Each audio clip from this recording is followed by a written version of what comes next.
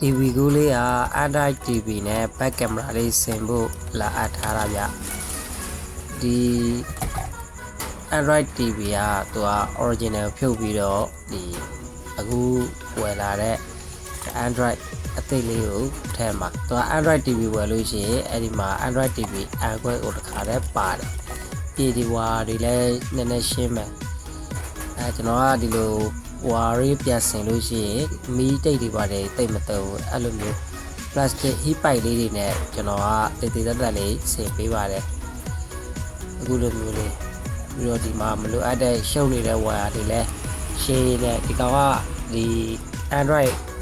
ဝါယာတွေကိုဆင်ပြီးတက်လို့မရသေးဘူးသူကကြွက်ကြိုက်လို့ short ပစ်ထားတဲ့နေရာလေးတခုရှိသေးတယ်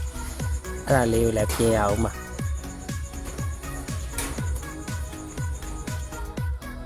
audio ကြိုးတွေကိုလည်း speaker ကြိုးအပေါက်အနှုတ်လေးတွေမှန်အောင်တက်ဖို့လုပ်တယ်အဲ့ဒါမှအသံထွက်အားကောင်းမှာဖြစ်ပါတယ်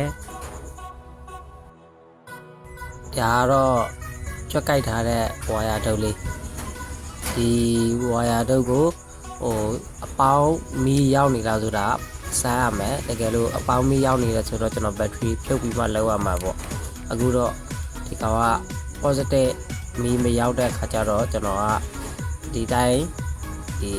original ဝါလေးတွေနဲ့အစားထိုးပြီးတော့ပြန်ပြီးတော့တည်တက်လေးပြန်ပြင်လိုက်ပါတယ်ဒီလိုမျိုးလေးပြီးရင်ဒီအပြင်ကဘာကိုမီးတိတ်လေးနဲ့ထုတ်ပြီးတော့အဲ့လိုမျိုးလေးပြန်ထည့်မယ်ဗျအခြားလိုအပ်တဲ့ဝါယာအခြေအနေလေးတွေစစ်ဆေးပြီးလို့ရှိရင်ကျွန်တော် back camera လေးဆင်ပြီးဒီမှာ Android TV လေးကို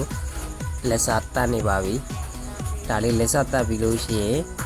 Android TV ရဲ့ဒီလက်ကင်ပိုလို့ခလုတ်တွေရဲ့ကို join ပေးရအောင်မှာဖြစ်ပါတယ်ဗျဒီ Android TV နဲ့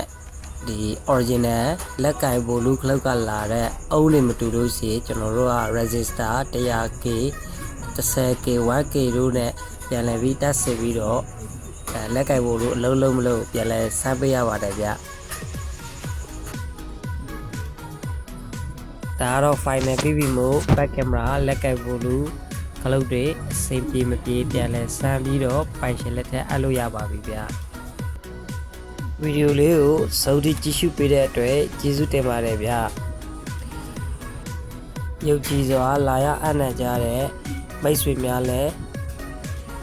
ကိုယ်စိတ်နှပြကျမ်းမာချမ်းသာလို့လူရဆန္ဒများပြည့်ဝကြပါစေဗျ